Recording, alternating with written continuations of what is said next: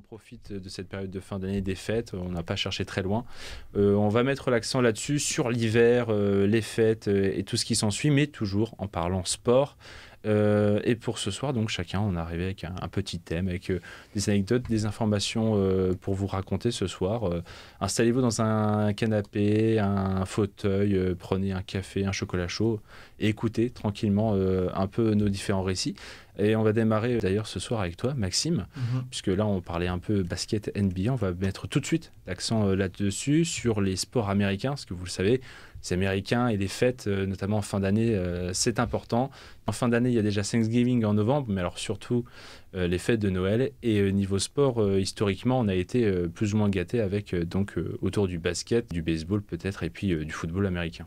Oui, aux USA, là, aux États-Unis, pendant que nous, les Européens, on se gave d'huîtres, de foie gras, d'escargots, tout ce que vous voulez, eux, là-bas, ça redouble d'efforts. Aux États-Unis, les Américains, ça fait pas de trêve, les sportifs, comparé au sport collectif, généralement, là, nous, en Europe, à part dans le football, notamment anglais, mais ça, je laisserai Hugo en parler juste après. Donc, les sportifs, ça redouble d'efforts, ça joue, et c'est surtout des sports qui sont très, très suivis pendant cette période de fête. C'est une véritable tradition du coup pour les sports américains et pour les foyers américains. La culture du sport, elle est évidemment très présente aux États-Unis, et ne serait-ce qu'au niveau universitaire, ça n'a rien à voir entre l'Europe et les États-Unis. Et donc, en associant des traditions et des fêtes qui sont très suivies aux États-Unis, qui sont très célébrées, tu l'avais dit, hein, Thanksgiving, Noël, tout ça, c'est vraiment des événements qui rapprochent les familles. Associer ça avec une culture du sport extrêmement présente, on obtient vraiment un cocktail assez important. Toi, tu rajoutes des voyelles, toi. Exactement. Il a pris les miennes. Un cocktail. Tu sais que moi, c'est mon retour. Là. Ça faisait longtemps que j'étais pas revenu dans le CSC, donc tu vois, faut prendre un peu le rythme. Vrai. Mais moi, du coup, ce soir, je vais vous parler de trois sports américains, les trois sports majeurs, on va dire, donc NBA, NFL et NHL. Basket, football américain et hockey sur glace.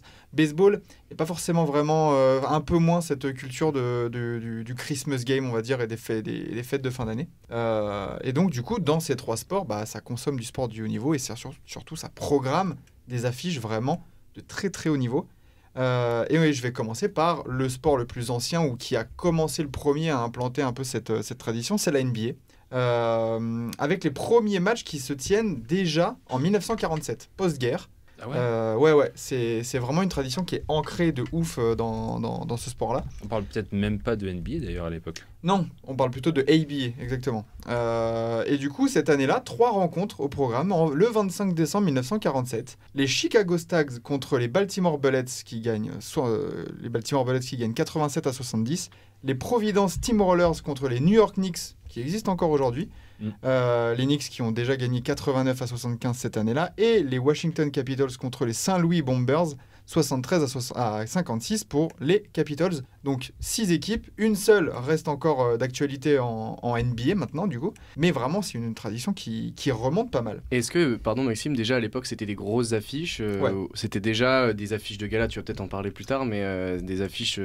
Oui. Alors, entre même deux grosses si équipes, en grosses 1947, il n'y avait pas 30 franchises comme on a maintenant, c'était dès cette année-là, l'occasion pour la NBA de marquer le coup et de dire, bon, on va programmer les meilleurs joueurs, les plus grosses équipes, les plus grosses affiches, on va dire, avec les plus grosses affluences. Donc, déjà showbiz, quoi. Ouais. Très américain. Oui, de toute façon. Très, très américain. De toute façon, on y reviendra, mais le côté marketing, c'est super, super présent, quoi. Et du coup, depuis cette date, 1947, chaque année, les plus grosses affiches, du coup, sont programmées à des horaires surtout qui ne se chevauchent pas. Parce qu'on a l'habitude en NBA d'avoir chaque nuit des matchs où on se dit, bon, ok, j'ai un peu de temps, je bosse pas demain. Qu'est-ce que je peux regarder ? Ah mince, il y a 4 matchs à 1h30 du matin. Quel match je regarde, quoi ? Non, là, les matchs Ton ne se problème chevauchent toutes les pas. semaines. Oui, exactement. Mais il n'y a que lui, par contre. Moi, je passe pour le... J'ai pas la force. Certainement pas la force. Évidemment. Mais là, du coup, voilà, c'est des matchs qui se chevauchent pas et qui sont, comme on en revient au même, hein, tout est fait pour que le marketing, l'audience, le traitement médiatique soit le plus optimal possible, sans se soucier du coup de switcher entre tel match, tel joueur. Ah tiens, lui il est en feu. Hop, je vais aller voir ça, mais du coup je perds le match que je regardais. Donc voilà, tout est optimisé pour se caler dans le canapé, en famille, et regarder de la NBA. Du coup, pour nous, fans français ou fans européens, normalement de 18h à 7h du matin, donc ça fait vraiment une belle soirée, on va dire. pour décuver un peu ou pour digérer un peu tous les repas. Et petite nouveauté, depuis 1995, les champions en titre sont toujours programmés. C'est qu'on fait les grosses stars, on fait les grosses équipes, mais maintenant, le champion a aussi sa petite place sur la carte, on va dire, petit privilège du champion. Presque logique. Bah oui, évidemment. Sachant qu'en NBA, c'est les champions du monde. En plus. Apparemment. World champion of what? ça les a suivis après la Coupe du Monde l'été dernier. Ça les a bien suivis. Et cette année, le programme était de haut vol avec... alors, j'imagine que vous avez tous suivi toutes les rencontres. Mais à 18h, on avait un New York Knicks contre Milwaukee Bucks. Et pourquoi les Knicks, déjà? Pourquoi commencer par les Knicks? Parce qu'il faut savoir... C'était les premiers. C'est les premiers et c'est surtout l'équipe qui a participé au plus grand nombre de Christmas Games. Ah oui. Eux c'est d'office. Pratiquement toutes les années, il y a un match de New York à New York au Madison Square Garden. Important ça aussi. Ah ouais, exactement. Mais parce que aussi c'est un des clubs les plus supportés là-bas. Alors les plus pourtant, populaires. Paradoxalement, c'est pas une des franchises les plus victorieuses. Oui. Mais il y a le côté historique, New York, il y a le Madison Square Garden, c'est la mecque du basketball, comme ils le disent là-bas. Donc il y a toujours quelque chose, il y a toujours un peu cet esprit de Noël et c'est devenu maintenant une tradition, quoi. S'il y a de la neige au Madison, je pense qu'Eva irait de suite. Mais, de suite, j'y cours. Une patinoire. Un patinoire un peu moins. Oh bon, tant pis, j'aurais essayé. Ça fait la fine bouche maintenant. Neige d'accord, mais patinoire non. Ça se plaint presque. Du coup, pour enchaîner, donc hop, après 18h, 20h30, on enchaîne directement avec un petit Miami Philadelphia 76ers. Une affiche un peu entre Joel Embiid, Jimmy Butler, pour ceux qui comprennent. Il y a une petite rivalité depuis quelques années. 23h, on enchaîne donc avec un petit Lakers Celtics. Bon, là, je pense que le côté rivalité historique et éternelle de la NBA, elle échappe à personne. LeBron James, forcément, a sa petite place de choix sur la carte. Et puis cette saison avec une vraie affiche sur le plan sportif intéressante à suivre. C'est du haut de tableau. Ouais, les Celtics qui sont des prétendants au titre depuis maintenant 2-3 ans. Les Lakers, on sait, pouvoir médiatique, LeBron James, Anthony Davis, enfin voilà, on va pas faire tout le listing des stars qui sont présentes pour ce match-là. Mais ouais, grosse affiche. 2h, on a eu 2h du matin du coup pour les plus courageux qui ont encore du sommeil à ne pas rattraper justement. On avait Phoenix contre Dallas, du coup, avec la petite rivalité depuis quelques années encore entre Devin Booker et Luka Doncic. Deux grosses superstars en devenir. C'est un peu déjà des superstars, mais elles ont 25-24 ans. Donc voilà, ça reste encore... mais il y a déjà la petite animosité un peu entre les deux. On a encore une décennie, quoi. Ouais. À peu près. Ah, ça va régaler, ça. Et du coup, 4h30, déjà. Donc là déjà, ça commençait à tirer bien dans les pattes, on va dire. 4h30 du matin, on a eu un petit Denver, du coup, les champions en titre, contre, évidemment, Stephen Curry et les Golden State Warriors, parce que on peut pas faire un Christmas Game sans avoir une des plus grosses superstars de la NBA de ces 10-15 dernières années. Stephen Curry a évidemment sa place. Donc voilà, gros programme. 5 matchs du coup sur la carte, mais... Bah ouais, 12 heures de basket à s'enfiler comme ça le jour de Noël. Comme tu dis en début d'émission, c'est cadeau, ça fait plaisir. Du côté de la NFL, les matchs de Noël, ils sont arrivés un peu plus tard. Donc là, en termes de football américain, on arrive en 71, donc en 1971, avec un événement exceptionnel, parce que là, en NBA, on parle de saison régulière, tranquille, donc voilà, des grosses affiches, mais pendant la saison. Et lors de la première édition du coup des matchs de Noël en football américain, c'était 2 matchs de play-off. On avait les Dallas Cowboys qui battaient les Minnesota Vikings 20-12 et les Miami Dolphins qui battent les Kansas City Chiefs 27-24. Donc pareil comme en NBA, déjà des grosses équipes, hein. Minnesota Vikings, les Kansas City Chiefs, même les Dolphins et tout ça, c'est des grosses équipes. D'ailleurs, en parlant de ce match Miami contre Kansas City, est-ce que vous savez pourquoi cette rencontre, dès le début, dès la première édition, elle avait fait polémique ? Peut-être une histoire, peut-être encore à l'époque, je sais pas, ségrégation ou peut-être joueur blanc, noir. Ça aurait pu, mais non. Ouais, j'avais un truc tournant début 70 avec des histoires comme ça. Non. C'est sur le terrain ou c'est en dehors du terrain ? C'est sur le terrain. Il n'y a pas de connotation raciste ou quoi que ce soit. Je veux dire, c'est dans le sportif, quoi. Ouais, il y avait purement sportif. Pas un match, je sais pas, je crois que c'était les Dolphins avec une histoire de brouillard, de match reporté. Je pourrais pas être plus précis que ça, mais il y avait un match, je crois que c'était Miami. Ils ont joué avec la neige. Non. tout le Non, match. il n'y a pas eu de ça. Et on voyait ben, même plus les marquages. En fait, c'était donc le deuxième match de Noël de l'histoire de la NFL. Bah, c'est tout simplement le match le plus long de l'histoire de la NFL. Et il y a eu 2 prolongations. Le match a duré 82 minutes et 40 secondes de jeu exact. Et du coup, par rapport à ça, la Ligue, juste après, a reçu énormément de plaintes de gens se plaignant justement que ça a foutu un bordel monstre dans les maisons pour les repas de Noël. Parce qu'ils ne s'attendaient pas à ce que ça dure aussi longtemps et du coup, bah, ça décalait en fait, voilà, la dinde, tout ça. Ouais. Et aux États-Unis, c'est très protocolaire. Et, Ils ont fait cramer la dinde. exactement, ils ont reçu énormément de plaintes. Et ça a été loin parce qu'un sénateur du Kansas a même proposé une loi pour interdire les matchs de Noël. C'est fort. C'est chaud. Et ça a été accepté. Parce que du coup, on est en 1971 et il n'y a pas eu de match de Noël jusqu'en 1989. Donc pendant 18 ans après, il n'y a rien eu. La dinde, faut la respecter aux Ouais, États-Unis. Alors, Vraiment. c'était peut-être aussi du coup bénéfique pour les autres sports comme la NBA qui proposaient ça en Ah fait bah, au final. oui, c'est clair. Eux, il n'y avait pas de problème là-dessus. Et tu sais qu'un match NBA, il dure 2h30 de temps réel. Donc voilà, toi, t'es pas surpris, on va dire. Mais en 89, tout va bien. Voilà. Mais du coup, 89, ça reprend. Et les matchs de Noël, évidemment, ça rentre dans la tradition. Et c'est des matchs importants, en étant un peu moins importants de ceux que Thanksgiving quand même. C'est que voilà, en NFL, c'est beaucoup plus important à Thanksgiving qu'à Noël, où là, c'est plus un prétexte pour bah tiens, là, la NBA, ils le font, ça marche, bah, on va en mettre un peu aussi, nous. Et du coup, la date, elle est quand même bien entourée sur le calendrier. Cette année, il y a eu 11 matchs au programme. Donc, par rapport aux 5 matchs NBA, là, vraiment, il y a 11 matchs. L'offre, elle est énormément fournie. Donc, ouais, même en football américain, qui est un petit peu moindre, ça y va côté programmation. Et du coup, du côté de la NHL, le hockey sur glace, on préfère célébrer la nouvelle année en fin d'année. Il n'y a pas de match à Noël, mais on joue le 1er janvier. C'est voilà, pareil, tradition. Donc voilà, la date, elle est entourée sur le calendrier dès le début de saison, comme pour les 2 autres sports, mais le 1er janvier.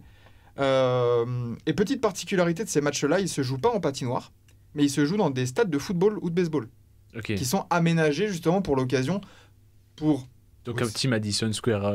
Exactement, Le gars, pourquoi pas. Il insiste alors que ça se trouve. Ça, typiquement, le stade des Yankees, basket, bah, qui pourrait être un peu transformé pour pouvoir, je pense aussi, attirer le maximum de gens. Parce que bon, attirer des gens dans une patinoire ou dans un stade de baseball... J'ai pas idée des affluences des matchs de hockey sur glace aux États-Unis. Bah, c'est des grandes patinoires. De par la configuration de la salle, de toute façon, je pense qu'on Oui. est du simple au Je pense double. que tu vas taper du 15 000 sur les plus grosses salles, non? En patinoire, Patinoire Bah, je pense. Je pense Ça patinoire. Ouais, je sais Parce pas. que je vois en France des belles patinoires, t'es Ouais, à mais- 2500, ouais, mais 3000, t'es aussi sur notre- des belles patinoires. En Donc France, j'ai- on pourrait pas faire ça. Notre meilleur Non. club, c'est Rouen. Non, Rouen non, mais va je veux dire, chercher, on parle de. Ceci dit, ils ont une très belle salle de basket. Ah oui, non, Like, non, une- oui. Mais on parle de, tu vois, de belles patinoires, de grandes patinoires, même en France, à 3000. Je me dis, est-ce que là-bas, on est vraiment sur du 20 000 ou est-ce qu'on est quand même moins tu vois. Ah, bah, enfin, c'est les ricains. Mais honnêtement, Mais je parle sous Je contrôle pense parce que que c'est peut-être moins Enfin, sous aucun grand contrôle, que d'ailleurs. des belles salles américaines de basket, qui sont plus autour des 15-20 000. Donc ça se trouve, pour les grosses patinoires, on est peut-être aux alentours d'une dizaine de milliers. Hein, peut-être, Ça m'avait presque choqué, moi qui m'attendais à voir les images, de me dire des salles des Warriors ou autres, qui sont 60 000 à chaque match. Non, c'est 25 000, Ouais, mais ouais. 25 000 en salle, c'est Ça fait du bruit. impressionnant. C'est Quoi. bon, Donc je me dis, une patinoire là-bas, peut-être que même déjà 10 000, de toute Oui, façon, c'est du Hmm. costaud. Quoi. Et du coup, bah, voilà, ça joue dans des stades de foot, des stades de baseball à ciel ouvert. Donc bah, forcément, le 1er janvier, il caille un peu, même aux États-Unis. Donc ça donne lieu, évidemment, à des images impressionnantes. ouais, il y a plein de Euh, superbes photos de ces moments. Voilà, des photos, des vidéos sur les réseaux sociaux, ça balance et tout ça. Et ça met en relation aussi avec des maillots spéciaux. Parce que c'est aussi voilà, le côté marketing. C'est qu'en NBA, en NHL ou en NFL, bah forcément, événement spécial, maillot spécial. Et forcément, bah, si tu tombes sur un match un peu épique, où tu te dis, ah putain, le maillot là, il était joli quand même et tout, hop là, allez, un peu plus d'argent pour la ligue et tout ça. Et ça capitalise hein, le rêve américain dans toute sa Ce splendeur. qui se fait presque maintenant d'une semaine à l'autre en NBA. Enfin, Oui, maintenant, ouais. C'est même trop. Ouais. C'est même Après, trop. on dit les Américains, mais regardez le RC Lens qui fait un maillot pour la Sainte-Barbe tous les ans. Enfin, Oui, mais là, c'est en lien avec un événement unique dédié. Oui, bien sûr. La mais, NBA, presque, il n'y a même pas besoin d'excuses. Quoi. Non, non. Oui, c'est ça, mais il y a plus que les Américains. Il n'y a pas que les Américains. Ouais. Mais du coup, si les hockeyeurs ils ne font ça que à ce moment-là, c'est ultra marquant et Ça, c'est ultra c'est cool vrai, par aussi. contre, C'est ça. C'est vrai. Moi, je trouve ça du coup sympa, vraiment. Ah oui, non, mais ça rajoute aussi quelque chose d'assez unique, ces événements-là. C'est que, ouais. Comme tu achèterais ton pull moche de Noël. t'achètes Exactement. En plus, à mon avis, niveau marketing, voilà, les gens ils disent avec les étrennes de Noël, t'achètes ton petit. Bah, mais tout est fait de toute façon. Et ils sont intelligents, hein, les marketeurs. Hein. On aurait pu être businessman. toi. Yes, but I T'as don't une speak stratégie, very well. ouais, c'est ça. Et du coup, voilà, alors pour finir, j'ai quelques anecdotes ou quelques petites questions à avoir sur tous ces Christmas games ou ces matchs de fin d'année. Vas-y, très rapide parce que j'ai une petite surprise pour toi après, donc Ouh. pour pas trop te prendre de temps aux autres. Vas-y. Pas de souci. Alors, est-ce que vous savez pourquoi le match de Noël en NBA de 2011 entre New York et Boston a été très singulier, justement? 2011. Il est long. Ouais. C'est pareil. Non. Il est juste long. Non, il est pas long. Il est moche. Des fois, ça arrive. Il y a très peu de points. Non. Il y a Non, personne. La saison 2011-2012 a été voilà, le théâtre de quelque chose d'assez Bah, particulier en NBA. C'est pas la grève des joueurs. Si, Allez, exactement. j'ai oublié le nom anglais. Le lockout. Le lockout. Voilà, Oui, exactement. Parce que moi non plus, niveau anglais, je suis pas au top. C'est que pour la J'étais vraiment première fois, focus sur les équipes, pas du tout sur la date maintenant. pour la première fois de l'histoire, en fait, le match de Noël, le premier match de Noël a coïncidé avec le début de saison. Ah D'habitude, oui, d'habitude, la saison commence mi-octobre à peu près. Non, là c'était fin décembre et comme on l'a dit, c'était par rapport à la grève des joueurs et des coachs concernant justement le partage des revenus entre les joueurs et les propriétaires. Avant, on était sur un partage de revenus pour les joueurs et les coachs de 57% au total et 43% pour les propriétaires. Et d'un seul coup, les propriétaires, ils ont dit non, en fait, nous, on aimerait bien avoir 53%. Donc, plus que les joueurs et les coachs. Donc, donc ce qui a donné lieu à une grève. Forcément, parce qu'ils disent, mais attends, c'est nous qui suons sur le parquet et tout ça, donc hors de question qu'on perde tout ça. Lockout, grève. Il y avait même Tony Parker qui était revenu jouer en France à ce moment-là Oui, pour se maintenir en forme. Donc voilà pourquoi c'était assez particulier. Malgré leur arrivée tardive, du coup, par rapport à la NBA, la NFL explose tous les records d'audience à Noël. Et même par rapport à la NBA, c'est dingo. Par exemple, en 2022, pour les matchs de Noël, on était à 23 millions de téléspectateurs de moyenne pour la NFL. Combien pour la NBA, à votre avis? 10. 10 millions, Eva? Moi, je dirais moins. J'en ai aucune Après, idée. Je sais même pas. J'ai même pas de. D'ordre d'idée? Ouais, d'ordre d'idée même pour les matchs de saison classiques. Ah, c'est peut-être Donc quand même je suppose qu'il y a quand même plus d'affluence à Noël quand même. Mhm. Mais 8. 8? Eh ben non, on est sur de 4,27 millions de moyenne Ah ouais. pour les matchs NBA. C'est presque 6 fois moins, quoi, 5 fois moins. Et vous voyez, 23 millions de spectateurs de moyenne pour la NFL, c'est beaucoup moins que pour Thanksgiving. J'en parlais justement de ce côté traditionnel de Thanksgiving. Et il y a eu notamment un match en 2022 toujours, lors du match contre les Giants et les Cowboys, à 42 millions de téléspectateurs sur la Fox seulement. Donc si on ajoute Ouais, ok, voilà, en plus, les plateformes dédiées de la NFL et tout ça, c'est complètement dingo. Et enfin, une seule équipe n'a pas participé au match de Noël en NBA. Laquelle? De toute son histoire, donc. De toute l'histoire des matchs, donc depuis Les 47. Hornets. Exactement. C'est les Oh, Charlotte Hornets. Je me suis dit, Ce qui c'est les plus jeunes et en même temps, je me dis, on les aime pas. Donc, Et c'est les plus gays aussi. Et ce C'est- qui est étonnant, parce que Michael Jordan, derrière tout ça et tout, aurait pu imaginer. C'est vrai qu'on aurait pu imaginer Les une résultats petite, sportifs sont tellement catastrophiques, ça fait pas. Oui, justement. Exactement. Ouais, voilà. C'est ça, hein. Ça fait c'est des matchs, c'est une équipe qui est pas très sexy quoi. Donc voilà. Super. Merci beaucoup, Maxime, pour cette chronique très très riche.